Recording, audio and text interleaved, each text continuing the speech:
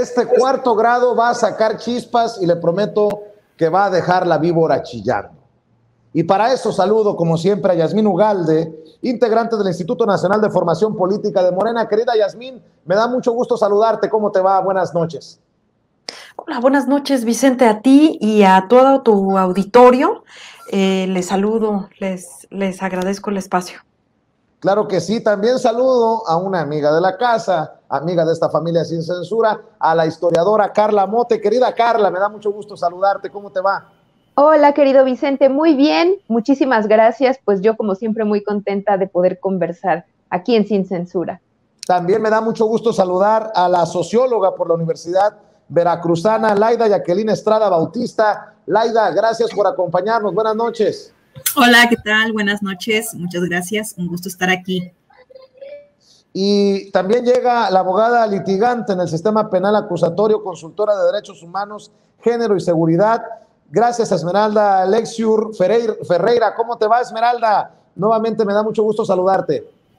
Hola, ¿qué tal? Muchísimo gusto. Un saludo a todas mis compañeras panelistas en esta noche y desde luego muchas gracias por la invitación. Un saludo para Yasmín también. A ver, me gustaría ser, entre más se pueda mejor, querida Yasmín, espectador, porque hoy intenté debatir con un tipo que quiere traer a México o le agradaría mucho la creación de Vox en México, que está despotricando contra la decisión de la Suprema Corte de Justicia de la Nación de no criminalizar a la mujer por interrumpir su embarazo, por decidir sobre su cuerpo. Y creo que es un debate en el que las mujeres podrían desmenuzarnos mejor a la sociedad con sus visiones, con sus posturas, de qué se trata, ¿no? Porque como hombre yo puedo decir, estoy a favor de que ustedes decidan, pero solamente ustedes saben lo que está de por medio. El otro señor podrá decir que él prefiere criminalizarlas y que se vayan al bote por abortar, sin entender lo que significa un aborto. La mujer no se embaraza para abortar. Yasmín, ¿por dónde le entramos? Pues mira, yo diría que precisamente quienes están aquí el día de hoy son expertas, más allá de que sean las mujeres las que hablen de este tema, porque este tema aparte rebasa también a el ámbito del Estado, también es parte de una problemática que existe y que se resuelve a través del Estado. Entonces, más que por el tema de ser mujeres, que es un tema que nos atraviesa y que tiene que ser consultado con una mujer, pero el día de hoy particularmente quienes hemos invitado son especialistas en el tema, es decir, serán ellas las que podrán adentrarnos más en el tema, porque esto es una decisión histórica, porque esto es un gran paso, no es de ahorita, no es una cuestión casual, es el producto de grandes luchas, de grandes batallas, la suma de voluntades y de grandes movimientos que se ven reflejados hoy en esto, que aparte es solamente un paso, ¿sí? También habría que aclararlo, pero que sean ellas como especialistas las que toquen el tema, diría yo. Carla Mote, no voy a intervenir con mis opiniones, solamente voy a jugar en moderar el ritmo y la dirección. Carla Mote, te escuchamos. Yo creo que sí estoy de acuerdo en que es un tema de mujeres, pero también creo que compete a toda la sociedad. Yo soy de la idea de que todos debemos, podemos opinar y justamente eso pasa en un país democrático como el nuestro. Y sobre este tema yo quisiera un poquito nada más reflexionar sobre lo histórica de la decisión reciente de la Suprema Corte de Justicia de la Nación, porque bueno, hay algunos factores que son contemporáneos, que tienen que ver con la lucha de las mujeres que hemos ganado estos derechos sexuales y reproductivos plenos que incluyen el aborto. Y bueno, pues remontándonos a esta historia, ha habido un camino que ha pues ido a través de digamos los recursos jurídicos para que se llegara, ¿no?, al punto en el que estamos ahora. La primera ocasión en que se despenalizó el aborto fue en la Ciudad de México en 2007 y no fue una cosa fácil. Yo siempre, pues, insisto en que se recuerde que no fue únicamente como digamos, una sola iniciativa que se haya incorporado en la Constitución local en ese año, sino que tiene precedentes pues en los que está involucrado justamente el gobierno del actual presidente Andrés Manuel López Obrador, con la promulgación de una ley que se llamó la llamada Ley Robles, y fue, digamos, el primer paso que sentó las bases para que años después, esto ocurrió en 2004, para que en 2007 ya se lograra la despenalización. En su momento en la Ciudad de México incluso hubo un intento como de controversia constitucional,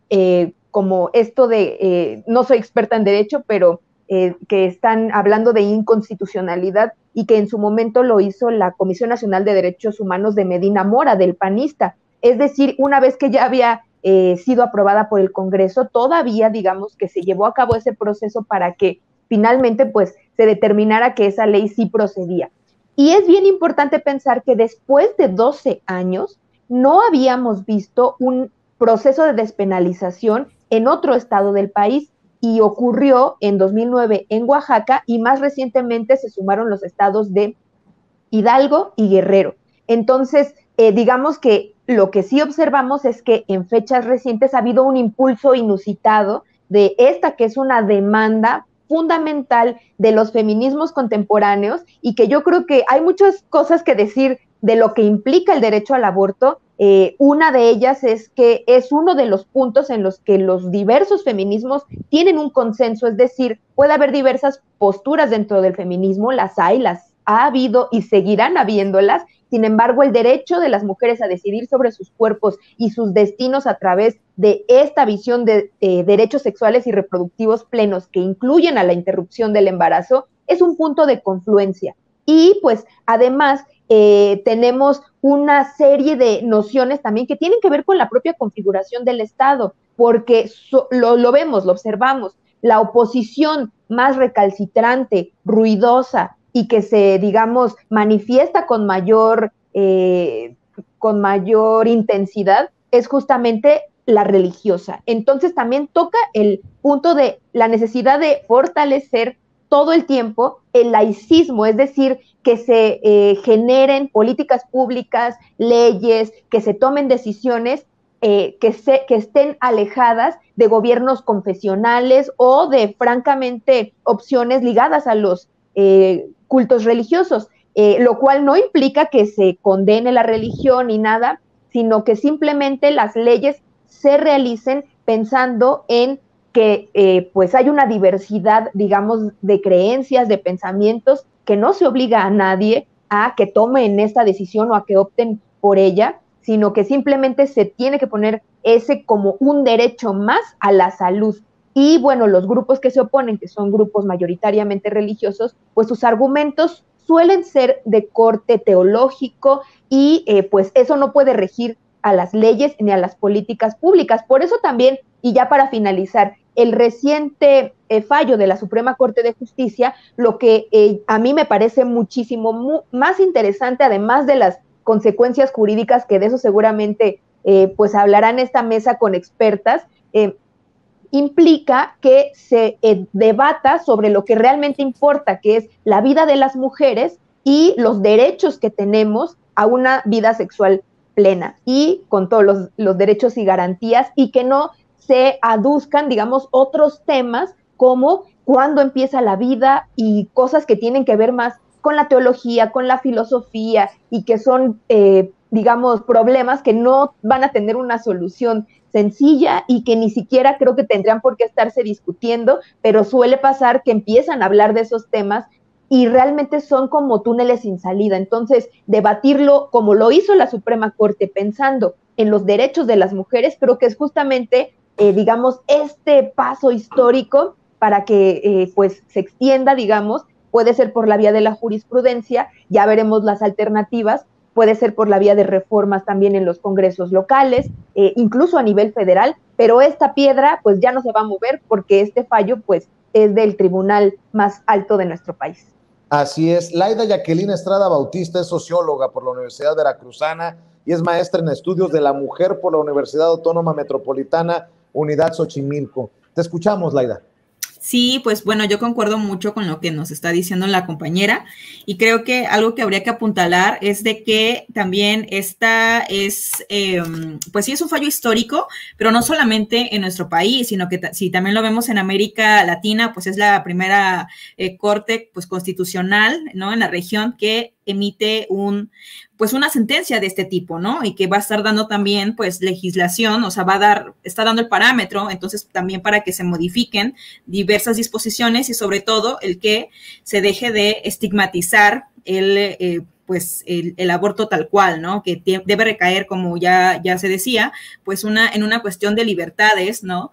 Del derecho a decidir de las mujeres sobre su cuerpo, porque lo hemos visto que históricamente, pues, es el cuerpo de las mujeres lo que siempre está en disputa, y entonces, pues, algo tan vital como esto, el decidir, siempre decimos que desde los feminismos, pues, lo que estamos abogando es para estas libertades, claro, desde el derecho de las mujeres sobre nuestros cuerpos, pero también por maternidades elegidas, ¿no? Y creo que algo importante aquí de decir, pues es que el aborto viene a ser una opción más, ¿no? Nadie está obligando ni va a imponer a otras mujeres a abortar, ¿no? Sino que justamente lo que se quiere es dejar de criminalizar, que esta sea una práctica, entonces que se vea estigmatizada, ¿no? En ese sentido, bien lo decía también la compañera, bueno, desde 2007, porque esto va unido, no nada más. Esta semana tuvimos muy buenas noticias, o sea, además de que se emite esta sentencia para declarar inconstitucional, pues, bueno, la criminalización del aborto, también estaba recordando, la compañera nos hacía recordar, ¿no? Cómo es que desde 2007 que la Ciudad de México se convierte, pues, en el primer lugar que despenaliza el aborto hasta la semana número 12. Bueno, después le sigue se me fue, Oaxaca, le sigue Hidalgo y le sigue Veracruz, ¿no? Entonces, no nada más eso, lo que pasó de 2007 a 2019 en ese tiempo es de que las demás entidades empiezan también a blindar sus constituciones locales, a decir que el famoso, esta cuestión de proteger la vida, ¿no? Que efectivamente está ligado a un conservadurismo que no está a la vanguardia, a un conservadurismo que no empatiza con la vida, con el contexto de las mujeres, ¿no?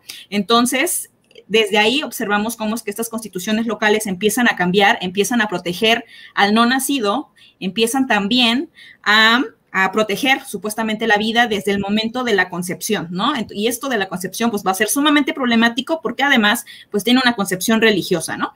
Y lo que vimos apenas ayer, que la Suprema Corte de Justicia de la Nación, pues también declara inconstitucional reconocer la vida humana desde la concepción, lo cual, pues en Veracruz tenemos está eso, ¿no? O sea, nuestra constitución sí local fue modificada y esperemos también que, bueno, con esta sentencia, pues también nos da parámetros, ¿no? Es sumamente de avanzada en ese sentido, pues estos dos aspectos, ¿no? Por un lado, la parte de que la Suprema Corte, pues, emite este paso histórico sobre el aborto y el debate también acerca de reconocer la vida humana, ¿no? Y que entonces, en ese sentido, pues también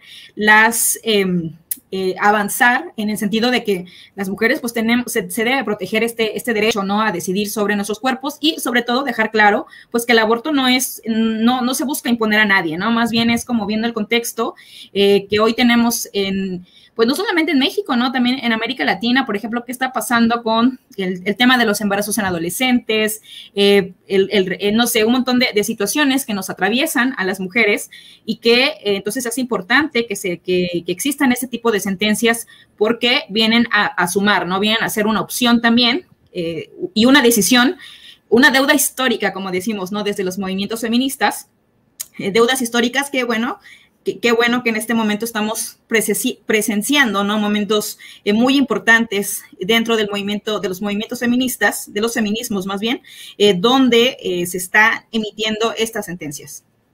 Así es. Esmeralda, tú eres abogada litigante en el sistema penal acusatorio, consultora de derechos humanos, género y seguridad. Eres capacitadora, consultora, asesora en diversas instituciones de gobierno como fiscalías, institutos de las mujeres, en el Poder Judicial, en la educación pública y en seguridad, entre algunas otras. ¿Tu opinión? No te escucho, querida Esmeralda. A ver, por favor, les encargo al equipo de producción. Ahí te escucho, Esmeralda. Muchas gracias, una disculpa. Yo creo que las compañeras Carla y Jacqueline han descrito de manera excepcional algunos aspectos históricos y también de algunos alcances que conllevan a la que se resolvió por parte de la Suprema Corte de Justicia. A mí me gustaría un poquito quizá abonar desde la parte de los efectos jurídicos y también como recordar un poquito de dónde viene esta situación. Para el caso de la sentencia que se emitió por parte de la Suprema Corte de Justicia, del Pleno de la Suprema Corte de Justicia, y que se debatieron los días lunes y martes, se trata justo de una acción de inconstitucionalidad, no de un amparo, ¿no? Se trata de una acción de inconstitucionalidad que se denomina 148 del 2017. Esta fue promovida por la entonces Procuraduría General de la República, curiosamente, y se promovió justo en este año, en el 2017, para el efecto de poder llevar a cabo una revisión respecto de lo que correspondía al Código Penal de Coahuila.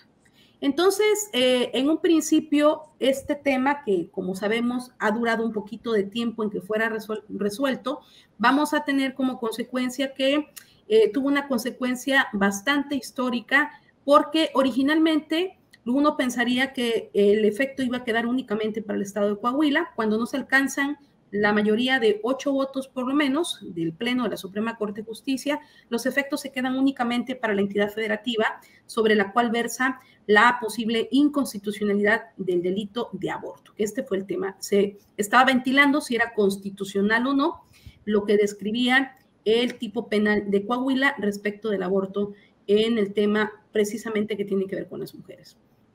Cuando sucede esta situación, lo que vimos por parte de la Suprema Corte de Justicia es un tema y un ejercicio bastante interesante porque desde que se empezó a conocer el proyecto, porque esos proyectos se conocen con antelación, uno puede encontrar la manera tan impecable en la que el ministro Luis María Aguilar va desglosando de manera muy precisa, dejando y conteniendo también otro tema, que aunque fue resuelto, él sabía que estaba por resolverse, justo en otra acción de inconstitucionalidad, la 106 y 107 acumuladas del 2018, promovidas por la Comisión Nacional de los Derechos Humanos y que le tocó a otro ministro, Alfredo Gutiérrez Mena.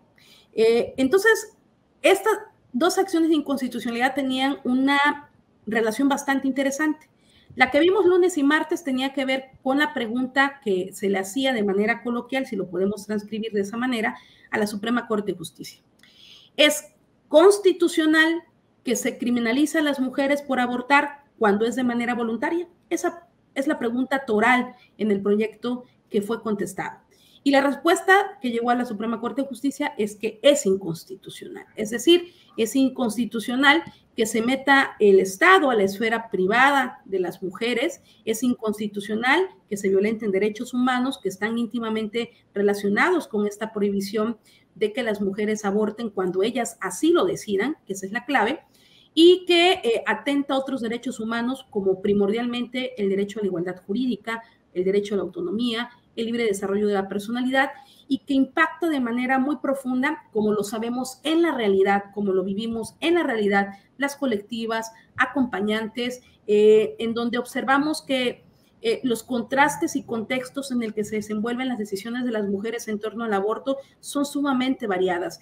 Yo quiero citar que a mí me emocionó mucho, por supuesto, el discurso del ministro presidente, pero me movió mucho la forma tan sencilla en que la ministra Ríos Farjat, por ejemplo, se refirió a decir algo que es muy básico y que creo que deja un mensaje social y que posiblemente ahí Jackie desde la connotación del contexto de las sociedades y por supuesto también la compañera Carla desde el contexto de la historia, tenemos que las mujeres son vistas como las personas malas de la historia, es decir, una mujer que de pronto se apropia toma decisiones sobre algo tan elemental como es su propio cuerpo, de pronto mueve. ¿no? Y esas decisiones, para poder tener cierto control sobre el cuerpo de las mujeres, se crean tipos penales como los del aborto, que no es el único, hay que también que decirlo. Se crean estos tipos penales de aborto que lo que hacen es romper con algo importante que cualquier persona necesita y que es atender y que se respete algo primordial, que es la dignidad. Esta dignidad en la que atraviesan las decisiones de las personas que estamos conscientes o que por alguna situación necesitamos y nos vemos en imperiosa necesidad de castrar parte de nuestro cuerpo, por así decirlo, para poder continuar con ese proyecto de vida que eventualmente tenemos. Entonces, algo importante del proyecto es que habla mucho del proyecto de vida de las mujeres, de cómo está ligada a la dignidad. Y Ríos Farhat, la ministra Ríos Farhat, lo dice de manera muy sencilla y son palabras que a mí en lo personal se me van a quedar siempre en la memoria porque son cosas que siempre comentamos, pero que ella se atrevió a decirlo desde el máximo tribunal del país, desde el Tribunal Constitucional, nada más y nada menos, y que fue que ninguna mujer se embaraza para después ir a abortar. O sea, la gente piensa desde el año 2007 en que se aprueba el tema del aborto en Ciudad de México, la gente se imaginaba en este colectivo, en esta zona de estereotipos, que las mujeres al día siguiente de la despenalización parcial de la Ciudad de México iban a estar formadas como en las tortillerías para ir a abortar a diestra y siniestra, con casi por deporte, con una situación olímpica. Y eso es una situación que, querramos o no, se quedó en el imaginario colectivo y que la ministra Ríos Farhat señala y menciona muy bien desde este Tribunal Constitucional y dice, a ver, es que esto es una realidad. Las mujeres, ninguna busca embarazarse, ninguna mujer quiere embarazarse para posteriormente abortar. Y una parte esencial, y lo comento porque más allá de los elementos desde la educación sexual, que por supuesto siempre se ha pugnado para que sea una forma de minimizar los estragos que se tienen en algunos contextos, porque la educación sexual no necesariamente funciona en todos los contextos, rezagos sociales, elementos, por ejemplo, de personas que no tienen acceso a medios inmediatos, por mucho que incluso conozcan las consecuencias, tampoco tienen redes de apoyo para llevarlo a cabo. Entonces, la educación sexual solamente es una parte del problema. Pero algo importante que toca el proyecto y que también me mueve mucho y que creo que son esas letras chiquitas las que tenemos que considerar, es que también el ministro ponente hace mucho énfasis en que particularmente el Estado, con los tipos penales que criminalizan a las mujeres, prácticamente están mandando el mensaje siguiente. Es decir, tú vales como mujer en tanto maternas y en tanto aceptas la maternidad de manera resignada. Pero en tanto tú eres mujer que no acepta la maternidad de manera leal y conforme a los estratos sociales que se nos han inculcado, entonces ya no tienes una protección constitucional. Entonces, esta cuestión íntimamente ligada de que se tuvo desde la versión estereotipada de las mujeres y los roles que le corresponden, en el sentido de ligar siempre a las mujeres con la situación de la maternidad. Y también, por supuesto, esto es lo que genera que el resultado de la Suprema Corte de Justicia ponga un alto y diga, no se puede culpabilizar a una persona, en este caso a una mujer, porque quiera decidir sobre su cuerpo, para que quiera decidir que quiera abortar, porque simplemente atenta con su proyecto de vida. No importa absolutamente tener una causal o no en la entidad federativa, los efectos que nos da esta resolución llegan a tal nivel que incluso en Ciudad de México, si ya pasaron las 12 semanas, lo mismo va a pasar en Oaxaca o en Veracruz o en Hidalgo, si ya pasaron las 12 semanas y tampoco hay una de las pausales para poder interrumpir el embarazo, con este criterio basta con el simple consentimiento de las mujeres para que puedan llevar a cabo la interrupción del embarazo. Y por otro lado, dejó intocado apenas de manera muy sutil y brillantemente el ministro Luis María Aguilar el sentido de no meterse a otra situación que se esperó para el día de ayer y que también es un hito completamente histórico porque era una de las falacias con la que los prestadores y prestadoras de servicios generaban oposición o obstruían el acceso al aborto de las mujeres en la mayoría de las entidades federativas, hay que decirlo. Y me refiero a que el segundo proyecto, que fue justo el del día de ayer, las acumuladas de acción de inconstitucionalidad 106 y 108 del 106 y 107 del 2018, justo lo que viene a resolver para concluir esta primera parte es que sí hay limitantes para el Estado cuando se trata de otorgar titularidades de derechos humanos a las personas. Y entonces atrae una sentencia emblemática de la Corte Interamericana de los Derechos Humanos junto con otro criterio que es Baby Boy contra Estados Unidos y que se trata justo de este elemento en donde indica que de ninguna manera los estados son competentes para poder asignar derechos humanos a persona alguna, y sobre todo cuando estos derechos humanos restringen de manera paulatina el derecho de una persona que ya está viva. Llegó a la distinción de crear en una manera muy específica que no son competentes para poder pronunciarse sobre esto. Es decir, ninguna entidad federativa puede poner en sus constituciones que protege la vida desde la concepción. Así de sencillo. Y el tema de fondo también subyace en que por fin reconoce en dónde inicia la protección y cuál es la protección que se le debe dar al no nacido o al nascituros, como se denomina en términos médicos, y cuál es la dimensión de protección que se le tiene que dar a las mujeres. Y una parte fundamental de fondo es que se incluye la posibilidad de que entonces tengamos que entender que aunque el no nacido o el nascituros tiene una protección importante, le interesa al Estado su protección, jamás esta protección va a estar por encima de la protección que se le debe dar a las mujeres, quien ya es una persona y quien es la única titular de derechos humanos. Entonces, ese falso debate, por lo menos desde el punto de vista jurídico, entre qué debe de prevalecer, el derecho a la vida del no nacido o el derecho a la vida de la madre, esto tiene una conclusión y es sencilla. Simplemente el derecho humano de las personas es para las personas, y la única que es considerada persona para titular de derechos de manera ya amplia y coloquial, pues son las mujeres. Entonces, por esta parte me quedo. Así es, Yasmín. Leo, nada más leyendo el chat, me doy cuenta de lo envenenado que está el debate en esta lucha por las narrativas de quién tiene la razón y de cómo incluso la gente quiere imponer su razón. Todo se ha también magnificado con los dichos de ciertos personajes políticos, en fin. ¿Por dónde quieres llevar tú la conversación? Justo iba a hacer este mismo comentario, ¿no? Una escucha, una ve, leo en este momento los comentarios de quienes nos están viendo, y es precisamente un poco lo que ha empujado la Cuarta Transformación, asumirnos en una revolución pacífica, en una transformación pacífica de conciencias, ¿no? O sea, se ha insistido, de hecho, desde Andrés Manuel López Obrador ha insistido que la revolución tiene que ser de las conciencias. Y cuando hablamos de eso, ¿a qué nos referimos? Y lo primero sería plantearnos en hacer conciencia de cuál es la realidad en este país. No es cuál es mi realidad, la mía muy personal de Yasmín Ugalde, sino de las mujeres en nuestro país, y pensar que las realidades es lo que yo alcanzo a ver hasta aquí. Lo acaba de decir muy bien Esmeralda, pues es un estereotipo.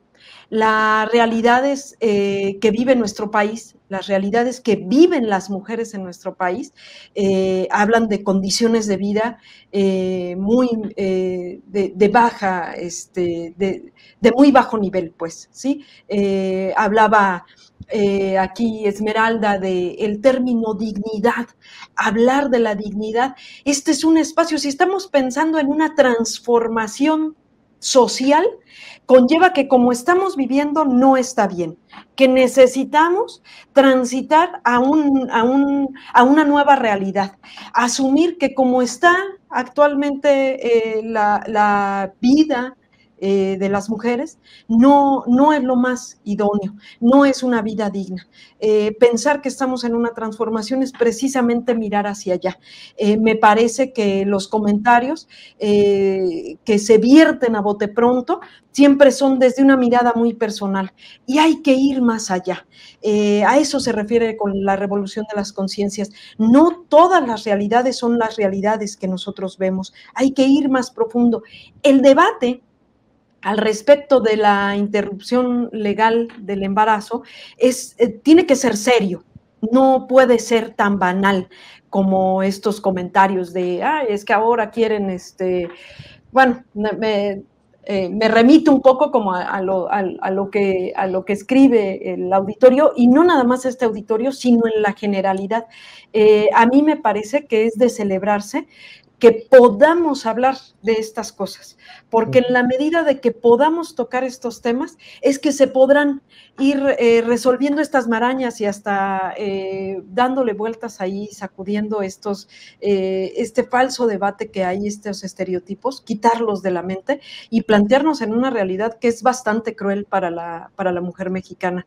Digo, y no nada más la mexicana, pero estamos hablando de la nuestra, ¿no? Yo creo que por eso escuchar a compañeras como las que tenemos el día de hoy aquí, pero que las escuchemos sin prejuicio, sin dar nuestra opinión. Primero escuchémoslas y después veamos qué efectos surgen, ¿no?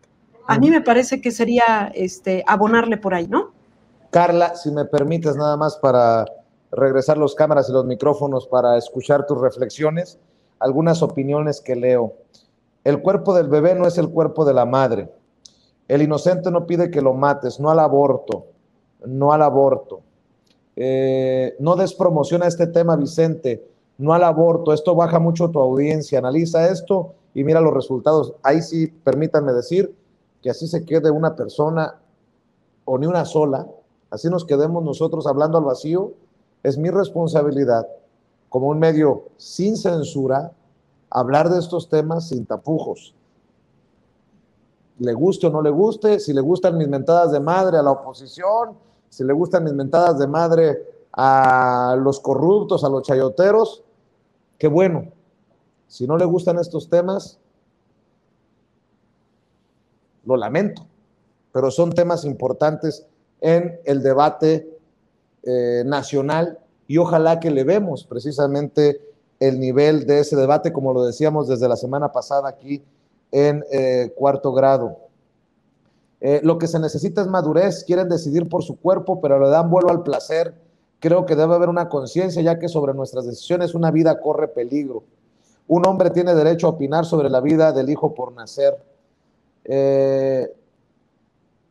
Qué bueno que tocan estos temas, excelente. No entiendo por qué las personas se incomodan con esta mesa de debate. Solo les importa el placer, pero no quieren ser responsables del bebé. Cuando la mujer quiere abortar es por la desilusión para con su pareja, él no quiere problemas, ella qué hará sola. La promiscuidad en hombres y mujeres está trayendo maldiciones al país y asimismo ya lo pagarán malandros, dice alguien en nuestro chat. Carla Motti. Bueno, sabemos que es un tema que polariza, que suele tener unas respuestas a veces muy, ¿cómo decirlo?, como viscerales. Lo que observamos en el chat, yo también estaba justo viéndolo, creo que pues es sintomático de lo que suele ocurrir en foros en donde se habla en favor de la despenalización del aborto. Ahora bien, sí, yo creo que todos tenemos derecho a tomar una postura, a tener una opinión, es parte, lo repito, de la democracia. Sin embargo, creo que sí es muy bueno como rastrear o, digamos, reflexionar sobre muchos elementos que hay detrás de esta oposición.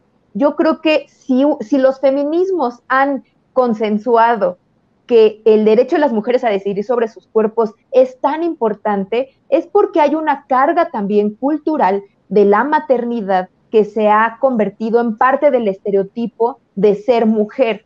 Y esta ha sido una carga centenaria que pues se ha impuesto a las mujeres y que además se le atribuyen una serie de cargas que se naturalizan, como el llamado instinto materno, o que el destino de toda mujer es ser madre, y digamos que puede que muchas mujeres se identifiquen con esta concepción y está excelente, pero hay quienes no, y el problema es que pues las mujeres pasamos por muchas etapas en nuestras vidas y puede ser que en algún momento pues simplemente no, digamos, estamos en las condiciones, ya sean económicas, emocionales, de salud, y todas ellas son válidas porque la persona que se va a hacer cargo de ese proceso, tanto de gestación como de crianza, pues son ellas, son las mujeres. Si tengan o no tengan pareja, ese es otro tema. Y bueno, pues también hay una situación, ¿cómo decirlo?, que se repite mucho, que tiene que ver con el tabú de la sexualidad de las mujeres. Se suele decir que las mujeres que optan por el aborto, pues pudieron haber, digamos, simplemente prevenido esto, ya sea con métodos anticonceptivos o simplemente no teniendo relaciones sexuales. Esta es una carga que se asocia mucho con la visión de mujeres que se asume que si viven una vida sexual activa, plena y con disfrute y goce de su cuerpo y su placer, se les adjudica esta categoría de putas. Y eso es algo que no hemos logrado desterrar. Entonces, hay un resabio muy fuerte de esta noción en ideas como esta, en pensar que las mujeres que abortan, pues toman esta decisión porque son irresponsables o simplemente por cosas como que suelen decirse mucho que para qué abren las patas, que por ahí estaba diciendo que primero quieren placer pero no quieren hacerse responsables. Y bueno, pues la sexualidad es una faceta de la vida de todas las personas que la podemos vivir en libertad y bueno, el hecho de optar por un aborto puede tener muchísimas razones.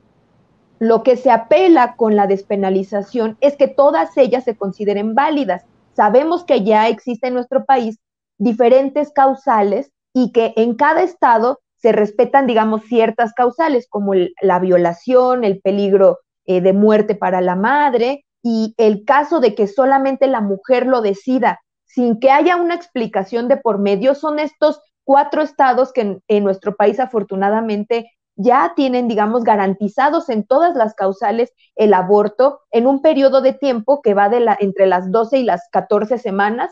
Y bueno, pues yo también sobre todo quisiera decir que a mí me ha dado a veces como mucha,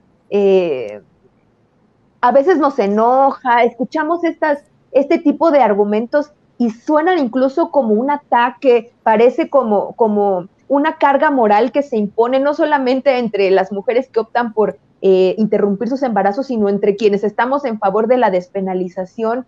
Hay una serie de categorizaciones tradicionalistas, estigmatizantes hacia las mujeres, que estamos, digamos, en este reconocimiento de este derecho, y yo muchas veces he pensado, es que son posturas irreconciliables. Me da la impresión de que es algo que no puede cambiar, porque muchas veces se basa en un pensamiento de corte religioso.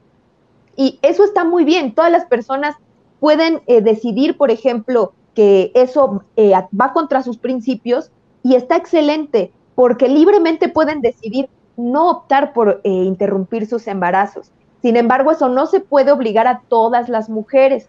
Y yo en esta desesperación a veces de ya no saber de qué forma contestar, yo siempre he pensado, bueno, ¿y cómo le vamos a hacer para que podamos cambiar esta mentalidad tradicionalista, que juzga, que estigmatiza? Y bueno, a nivel pues individual, yo siempre he pensado que los encontronazos entre las dos posturas ayudan muy poco, porque se van como fortaleciendo ambas, y el encontronazo se vuelve muy fuerte y entonces se radicalizan ambas posturas y vemos cosas ya como muy agresivas. Yo pienso que debe ser un debate mucho más de comprender la postura de los demás, de decir que bueno, el tema es que estamos garantizando un estado laico para que las mujeres que decidan hacerlo puedan hacerlo, y las que no, pues no, de eso se trata, ¿no? Y bueno, pues yo sí creo que es necesario seguirlo debatiendo, trabajar conjuntamente por esta transformación de las conciencias, y aunque a muchas feministas no les gusta la idea, yo cuando el presidente Andrés Manuel López Obrador propuso el tema de poner este tema a consulta, siendo un tema tan polémico, yo pensé, pues es que es una gran oportunidad para debatir socialmente, para que se confronten de forma, pues con argumentos y con disposición por parte de ambas posturas, y yo creo que podría ser un proceso democrático muy fructífero. Sin embargo, bueno, yo lo que invitaría a todas las personas que nos observan aquí en Sin Censura, pues es simplemente a pensar en que pues el Estado no puede regir de acuerdo a creencias individuales, se tiene que legislar de acuerdo a lo que sucede y para garantizar derechos, y esto que se está garantizando y que ya lo dijo la Suprema Corte de Justicia en una discusión que me parece fenomenal, lo tenemos ya sobre la mesa y creo que vale la pena simplemente reflexionar sobre este tema. Laida, ¿de aquí para dónde? Algo que habría que tener en cuenta, pues es que también esta lucha pues no es nueva, porque es cierto que últimamente pues ha tenido mucha relevancia y en ese sentido pues vamos a recordar pues Argentina, ¿no? Desde 2017 pues viene ahí el tema, entonces también es importante como ver cómo se ha venido desarrollando pues sí, el tema por la despenalización y vamos observando que no nada más Argentina, o sea, México lo tenemos, y ya lo decía Carla al inicio, ¿no? O sea, desde 1970, por ejemplo, está este tema como una bandera que sí une, efectivamente aglutina, o sea, yo creo que dentro del movimiento feminista y de los feminismos sí tenemos dos temas, principalmente en América Latina, en México, que nos convocan, donde salimos, ¿no?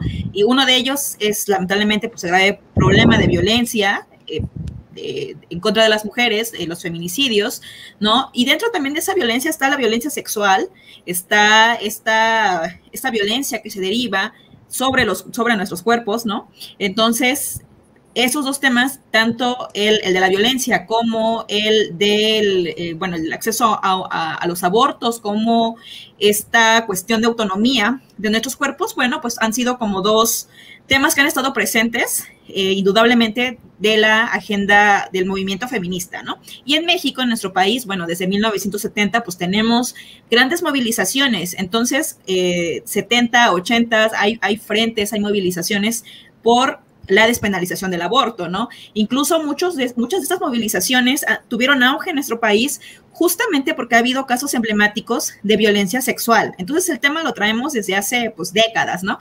Esto lo comento porque en la última década se ha tenido pues más relevancia, ha habido más foco por lo que sucedió en Argentina. Entonces empieza a haber este debate y también es interesante observar cómo es que nuestra región, ¿no? Tanto México, Argentina, pues también se va como exportando, ¿no? Como que vamos dando... hay una mirada hacia qué está pasando, cómo se está desarrollando el feminismo, pues, acá, ¿no? Y observamos que estas son deudas muy pendientes, ¿no? Y también otra cosa que hay que observar es qué pasa, por ejemplo, en otras latitudes como en Centroamérica, y que el fallo que acaba de hacer la Suprema Corte, pues también va a estar dando parámetros para que países como los centroamericanos, por ejemplo, pues cambiemos estas mentalidades, efectivamente, para que haya esta transformación, porque pues no es posible, ¿no? Que entonces tengamos países como ahora México, que estamos dando el ejemplo, la Suprema Corte está dando este ejemplo de declarar inconstitucional, pues, tanto la criminalización del aborto, y no puede suceder entonces pues que en esta región todavía tengamos lugares donde la violencia sexual sea algo normalizado, ¿no? Algo donde se obliga a las mujeres tener, pues, embarazos no deseados, ¿no? Y eso está sucediendo, pues, todavía en diferentes regiones de aquí de América Latina, y yo creo que en ese sentido, pues, nuestro país sí está dando, pues, esos ejemplos, ¿no? Y bueno, decía, esto no es un tema que ha estado presente y entonces que ahorita se está resolviendo de una manera que tenemos que presenciarlo desde ahí, ¿no? O sea, que es algo que efectivamente pues se viene arrastrando, es una continuidad, venimos de un proceso. Si en 1950 el movimiento feminista mexicano y también en la región nos estábamos saliendo a votar, ¿no? Estábamos con el movimiento sufragista y después venimos con esta bandera del cuerpo de las mujeres, pues creo que en este momento estamos presenciando eso, ¿no? El que podamos acceder, pues, a que no se criminalice el aborto, pues como algo en el que donde las mujeres pues tenemos este derecho a decidir y sobre todo la autonomía de los cuerpos. Entonces yo creo que eso es algo que también tendremos que ir ahí como observando cómo se va desarrollando los movimientos, pero efectivamente el tema pues tiene que, si bien es algo que está afectando a las mujeres primordialmente, es importante también, pues, que la sociedad en su conjunto podamos comprender de qué va esto, ¿no? Porque sin duda alguna sabemos que hoy en día, pues, tenemos en esta sociedad, pues, hay múltiples desigualdades, pero en estas desigualdades, pues, es innegable, bueno, que las mujeres hemos estado, pues, en mayor desventaja, ¿no? Y hay como una serie de cosas que por eso se crean ese tipo de políticas públicas. Hay derechos de las mujeres, ¿por qué? Porque queremos tener, pues, una igualdad sustantiva, ¿no? Y entonces, cuando avanzamos las mujeres, también avanza la sociedad en su conjunto, y es por eso que, pues, estos temas son sumamente importantes. Lo decía también Jazz, ¿no? Tenemos que tener esta disposición a escuchar y sobre todo a comprender por qué se están dando estos cambios. Y aquí me gustaría dejar claro esto, ¿no? Uno, este tema no está de moda, ¿no? O sea, tenemos pues vemos en la historia cómo es que este tema tiene décadas y que México, bueno, ahora está dando pasos muy importantes y va a ser ejemplo, ¿no? También para otras regiones de América Latina, para que se legisle en ese sentido, ¿no? Para poder avanzar en la autonomía, pues, de las mujeres, ¿no? Y otra cosa que a mí me parece también importante, y ya lo sabemos, es que cuando avanzan los derechos en general, ¿no? Cuando están avanzando los derechos de las mujeres, pues siempre hay una reacción. Es también propio como el análisis que pasa en la sociedad, ¿no? Entonces, cuando se dan estas transformaciones, pues sabemos que viene un golpe, viene una reacción, y en ese sentido tenemos que estar estamos preparadas, ¿no? Justamente para dar este debate también tanto, pues, ideológico, intelectual, argumentativo, ¿no? Pues de que no podemos dar pasos hacia atrás, ¿no? Que esto es un tema de vital importancia y de deuda histórica, ¿no? Entonces, en ese sentido, pues sí, como sociedad debemos estar muy, muy alertas para no darle reversa, ¿no? Ahora sí, a la historia, a lo que ya hemos visto, pues que desde hace décadas estamos empujando, ¿no? Para que esto vaya adelante, y bueno, estamos presenciando ahora un momento muy, muy importante.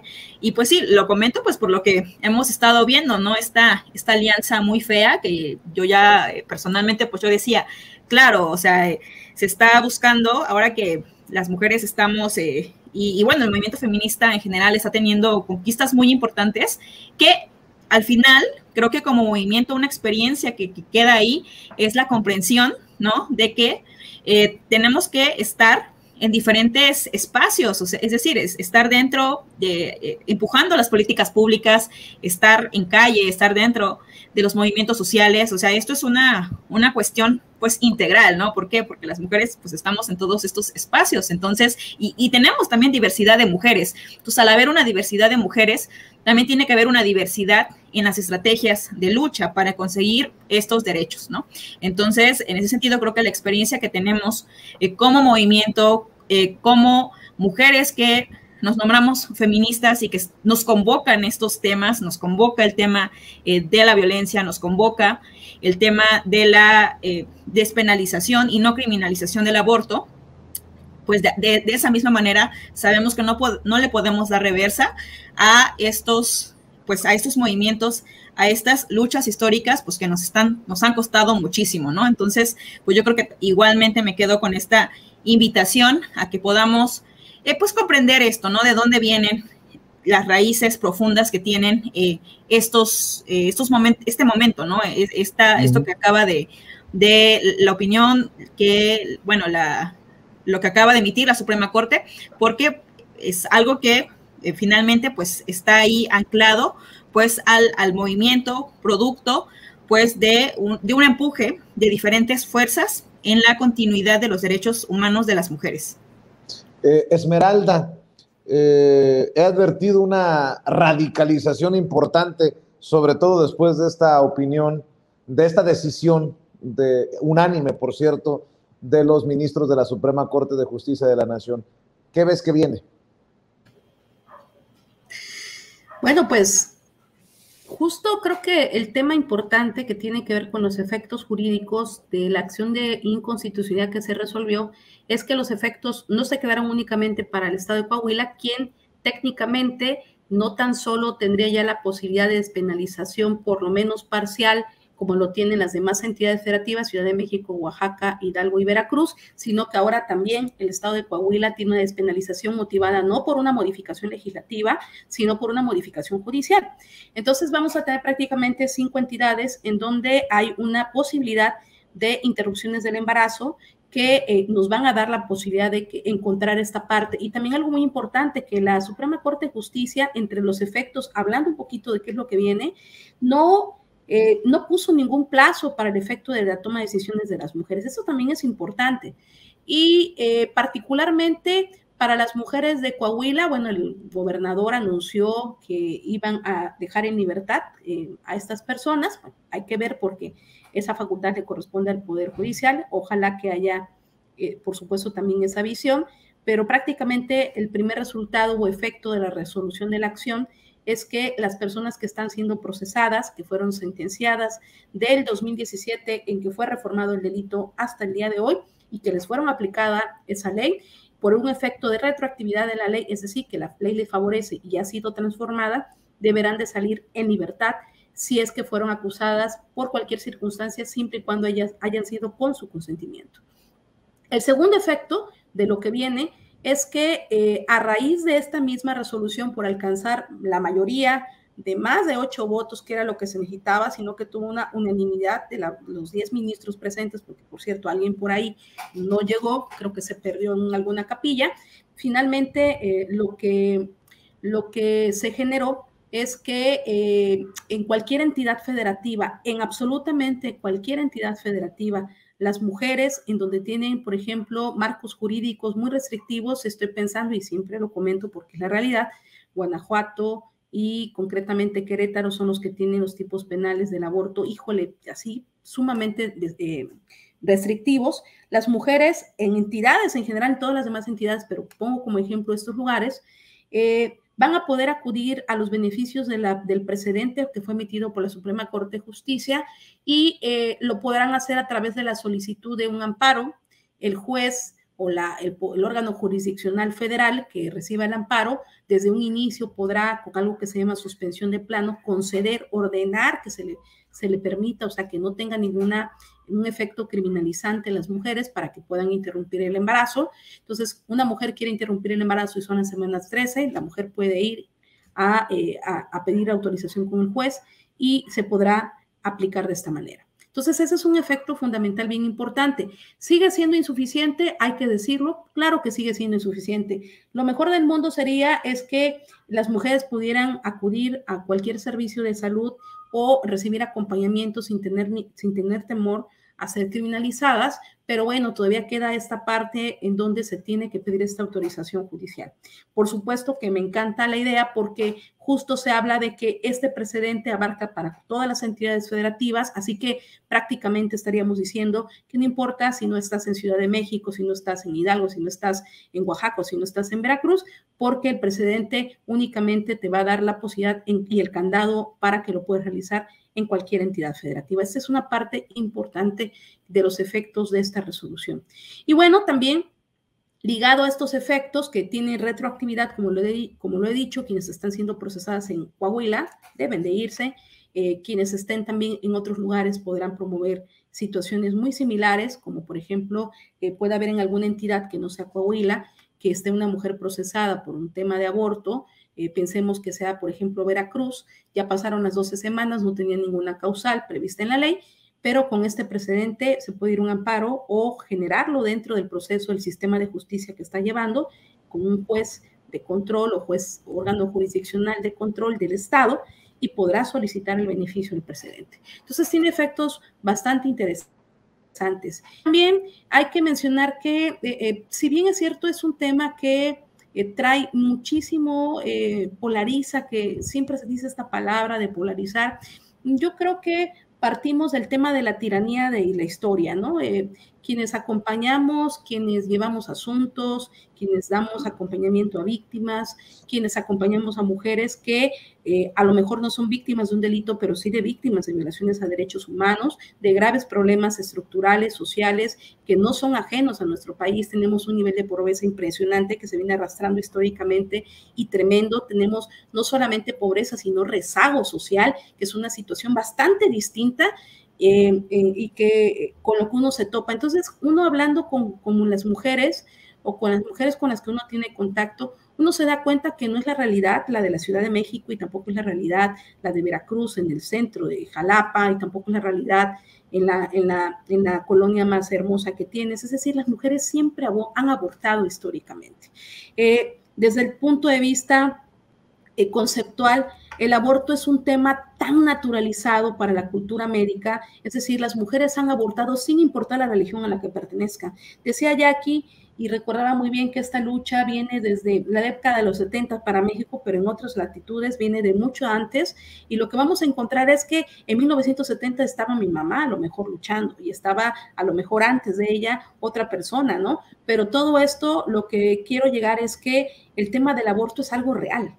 No importa la religión, a mí me ha tocado acompañar a mujeres que han sido criminalizadas por cometer un aborto y son católicas, son cristianas, ¿sale? O son de diversas religiones. Y las motivaciones que tienen tampoco a veces tienen que ver con la pobreza. Estamos hablando de violencia sexual dentro del matrimonio, estamos hablando también de que el método anticonceptivo falló. Hay mujeres que tienen 4 hijos adultos y siguen teniendo un ejercicio de relaciones sexuales responsable, tienen dispositivos y los dispositivos le fallan. No hay ningún solo dispositivo, ni siquiera el compuesto para la gente experta en sexología, por cierto, porque todo el mundo habla de ser experta en cómo se debe uno cuidar, pero lo cierto es que no hay ningún método científico que sea 100% eficaz. Entonces tú puedes tener 99% de probabilidades de no embarazarte, pero ese 1% pega. Y tan ha sido así que hay personas que tienen todo un proyecto de vida, que planifican, que se cuidan, y resulta que de pronto les dicen tu método falló. Entonces los contextos son muy distintos, es decir, detrás de las decisiones de las personas y las mujeres hay muchos elementos que tienen que ver con su proyecto de vida, no es un tema de bote pronto. Y si tú le preguntas a cualquier mujer feminista que estamos del lado de los derechos humanos de las personas, incluyendo de los hombres, por supuesto, porque eso es el feminismo, estar concordancia de que hombres y mujeres tenemos que tener los mismos derechos y la posibilidad de ejercerlos de la misma manera, lo que vamos a encontrar es que los primeros que abortan son los hombres. Si nosotros analizamos estadísticamente, y lo pueden encontrar en CONAPO, en la ENDIRE de 2017, lo pueden encontrar en el Instituto Nacional de Población, lo pueden encontrar en el censo que se acaba recientemente de realizar y que se está todavía descifrando, por cierto, vamos a encontrar que entre los datos que se van a encontrar es que la mayoría de los hogares creció impresionantemente, los hogares donde están con titulares o jefas de familia, mujeres, ¿no? Y entonces uno pregunta también dónde están los hombres en los juzgados. Tú ves una inmensidad. El tema número 1 en los juzgados siempre son las pensiones alimenticias. El número 1. Y también hay que decirlo y precisarlo. Un número muy, muy abundante, un 99%, y quienes sean abogados y lleven estos casos lo van a poder decir, pues el 91% de los incumplidores son los hombres. Entonces estamos hablando de que hay un desprecio hacia la vida, pero también un desprecio hacia la decisión de las mujeres a tomar un parteaguas. Estamos hablando de que hay estereotipos de por medio y hay que decirlo. Lo cierto es que la palabra del aborto nos incomoda porque de pronto vino una mujer a querer decidir sobre algo que decimos que es una vida, pero también pues nadie se pregunta en los delitos de aborto. A mí en lo personal me ha tocado ver estos casos y creo que ustedes pueden escucharlos en las noticias. Se anuncia en los noticieros, mujer abortó, se encontró un producto en el baño de tal lugar, pero nunca nadie se pregunta quién es el padre.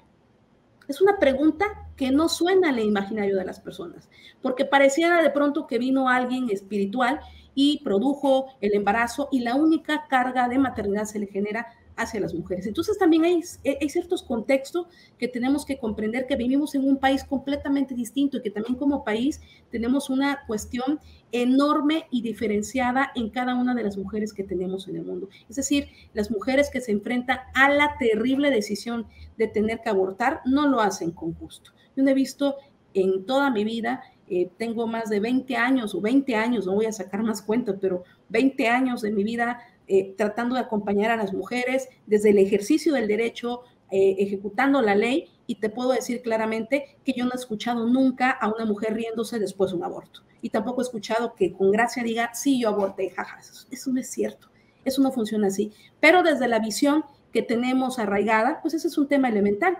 Yo particularmente voy a confesar que, hablando de elementos religiosos, que en la primera etapa de mi vida, un poco con lo que decía Carla, del tema de informarnos, todo mi trabajo estaba pensado y diseñado para poder argumentar por qué el aborto no debía de llevarse a cabo. O sea, mi visión en el mundo, en las primeras épocas de mi vida, estaba dirigido a poder plantear por qué no. Y la forma de la que yo lo planteaba era tan visceral y era una forma tan unipersonal y era una forma tan poco argumentativa y objetiva que yo me vaciaba y que toda la información que yo encontraba era dirigida a darme la razón a mí mismo. Pero en algún momento de la vida, ¿verdad? Las circunstancias, el trabajo, la vida misma te va mostrando y te va permitiendo que tú te pongas en la posibilidad de escuchar otras voces, de poder investigar más.